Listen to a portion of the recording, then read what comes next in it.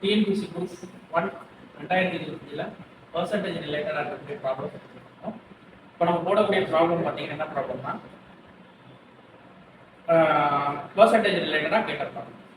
என்ன கேள்வி அப்படின்னா, அகிலா என்பவர் ஒரு தேர்வில் என்ன பண்ணுறாங்கன்னா மொத்த மதிப்பெண்களில் 80% வாங்குறாங்க. வாங்கி அவங்க என்ன பண்ணுறாங்கன்னா தேர்ச்சி பெறுறாங்க. தேர்ச்சி பெற்ற மதிப்பெண்ணுடைய எண்ணிக்கையும் சொல்லிட்டாங்க. 576 மதிப்பெண்கள் அவங்களுக்கு இருக்காங்க. ஆனால் கேள்வி என்ன கேட்டிருக்காங்கன்னா தேர்வில் மொத்த மதிப்பெண்கள் என்ன அப்படின்றது தான் கேள்வி. சரி, இதை எப்படி நம்ம சால்வ் பண்ணலாம் அப்படின்றது.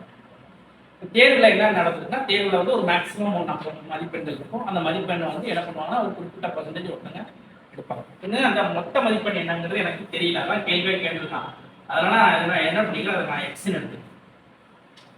இப்போ அகிலா வந்து என்ன பண்றாங்கன்னா அந்த மொத்த மதிப்பெண்கள் தான் என்ன பண்றாங்கன்னா ஒரு குறிப்பிட்ட பர்சன்டேஜ் வந்து மார்க்ஸ் ஸ்கோர் பண்றாங்க. அந்த பர்சன்டேஜ் சம்ல என்ன சொல்லியிருக்காங்கன்னா 80% அவங்க எடுத்திருக்காங்க அப்படின்னு சொல்லுவாங்க. 85 80% வந்து என்ன பண்ணிட்டாங்கன்னா அகிலா வந்து எடுத்திருக்காங்க. இப்படி எடுத்ததுனால அவங்களுக்கு கிடைக்கக்கூடிய மதிப்பெண்ணுடைய மார்க் என்னன்னா 576 அப்படின்றத சம்ல தெளிவாக சொல்லிட்டாங்க. 576 அப்படின்றத தெளிவாக. இப்போ நம்ம என்ன பண்ண போறோம்னா மொத்த மதிப்பெண்கள் என்னன்றத கேட்கும். கவனிங்க, இந்த இடத்துல இது எப்படி இருக்குன்னா மல்டிபிள் டேர்ம்ல இருக்கும். மல்டிபிள் டேர்ம்ல இருக்கும்போது நம்ம என்ன பண்ணிக்கலாம்னா ஈக்குவல் டு அந்த பக்கம் நம்ம ஈக்குவல் டு அந்த பக்கம் இந்த பக்கத்தில் இருக்கிற நியூமரேட்டர் வந்து அந்த பக்கம் என்னவா இருக்கும், டினாமினேட்டரா மாறும். இங்க இருக்கக்கூடிய டினாமினேட்டர் வந்து என்னவா மாறும், அந்த பக்கம் வந்து நியூமரேட்டரா மாறும். அப்போனா எக்ஸ் இஸ் ஈக்குவல் டு சரிங்களா, இங்க இருக்கக்கூடிய சரிங்களா டினாமினேட்டர் அந்த பக்கம் வந்து நியூமரேட்டரா x 100 மாறிடும். இங்க இருக்கக்கூடிய நியூமரேட்டர் இந்த பக்கம் வந்து டினாமினேட்டரா மாறி 80 பண்ணும். சரிங்களா, அப்போனா என்ன பண்ணலாம், 0 0 கட் பண்ணிடலாம்.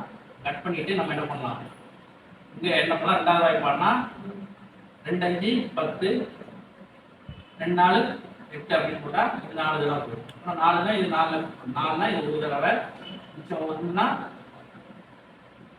4 14, மிச்சம் 1 மறுபடியும் 144. அப்புறம் எக்ஸுங்கிறது என்னன்னா 144 இன்ட்டு ஆனால் எக்ஸுங்கிறது வந்து நம்ம மொத்த மதிப்புங்கிறது எக்ஸ்.